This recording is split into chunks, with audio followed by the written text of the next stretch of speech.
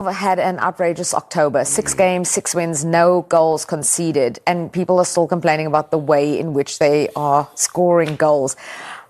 Yeah, it's hard to believe, isn't it? It is hard to believe. You don't get extra marks for artistic impression, just pats on the head and your hair ruffled. I think as far as they're concerned, what he has done has been an outstanding vindication of his transfer policy.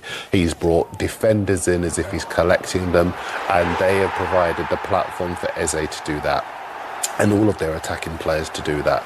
3 goals conceded in their 9 games so far. I think it's 6 clean sheets in a row now.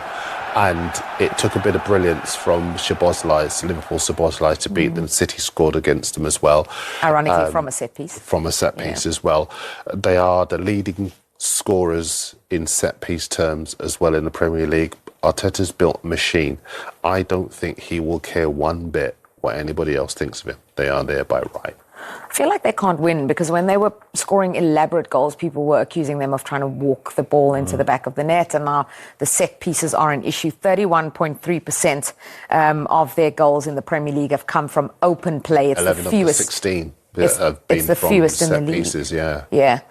Tim, winnable? Yeah, absolutely. The amount of time what he spends on them set pieces is 100% sustainable, and it's not. It's about the delivery. Delivery is second to none. Whether it's Saka, whether it's Odegaard, whether it's Declan Rice, it's on the button, and they're attacking for their lives.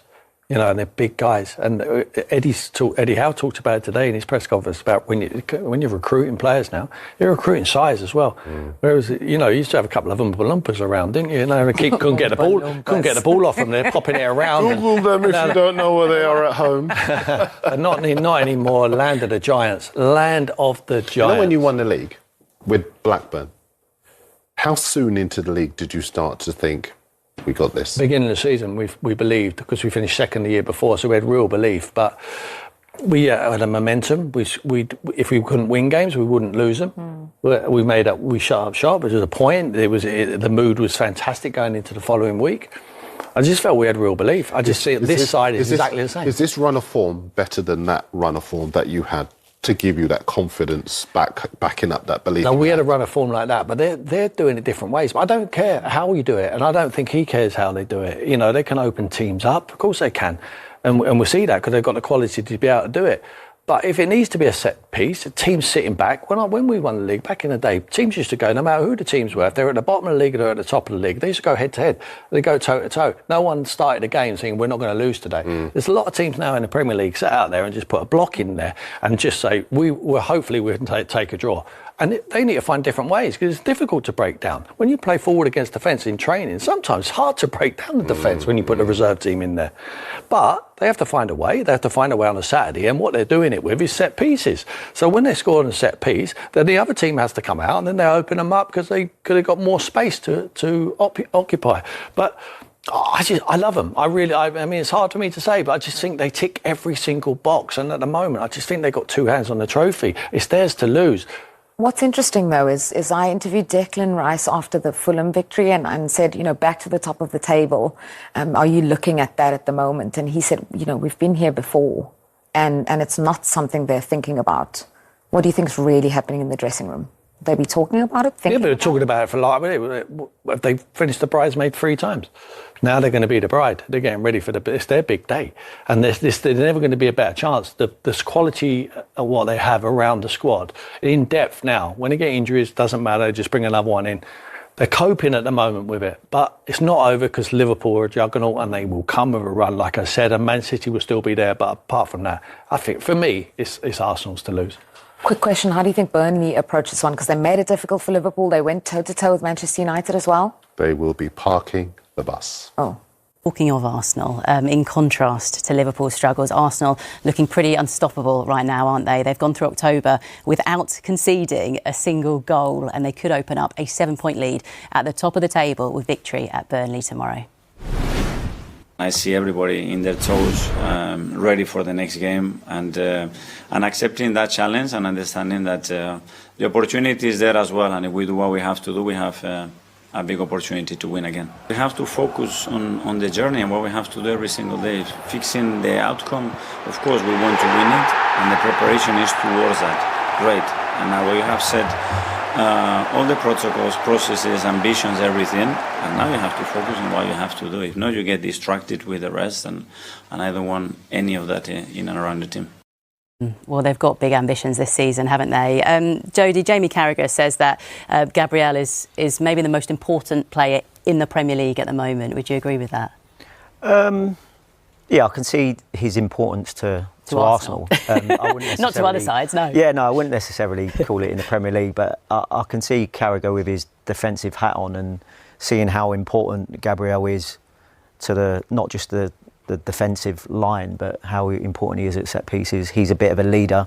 But me personally, I really like the partnership with him and Saliba. I know Saliba hasn't played every game this year, but I'm also saying I think them as a partnership with the way that the team defend, it enables players like Gabriel to show their leadership qualities, not only in both boxes, but with how he is with the rest of his players as like he's not the captain, but if you've got a few of those leaders in your team, I agree with Carrie. He's certainly one of the most important players. Yeah. Okay, one of. We'll settle on that. Yeah. It feels like they do have quite a few leaders now, there, doesn't it? I think that's what the manager's been trying to conjure up and build. Yeah. I think most of the top clubs and most clubs nowadays do their due diligence trying to recruit, and they've certainly recruited really well, both with the technical gifted flair players as well as the sturdier ones that are like I say, going to help the defensive aspect of it, and they're certainly a big side to be competing with. What do we make of all the set piece talk? Because 69% of their goals this season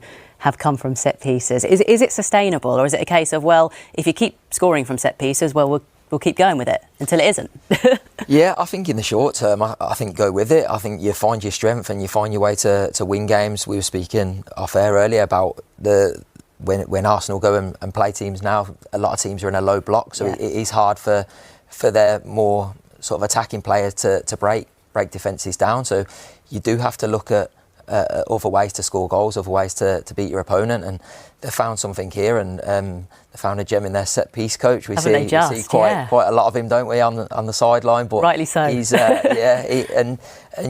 you say, rightly so. What he's doing and the ideas that he comes up with, the players have got to implement it, but you find weaknesses in your opponent, and football seems to be going that way where there's a lot of teams that are very set piece based at the moment, and he's really helping them out. Does style matter? I know Arsenal fans at the moment, they won't care how they're scoring their goals, and they won't care if they're winning by 1-0 or 5-0 to an extent. Whereas if you speak to opposition fans of Arsenal at the moment, they're saying it's so boring to watch. Like, if they go 1-0 up, I'll turn the TV off. Yeah, but it's back to Mark's point.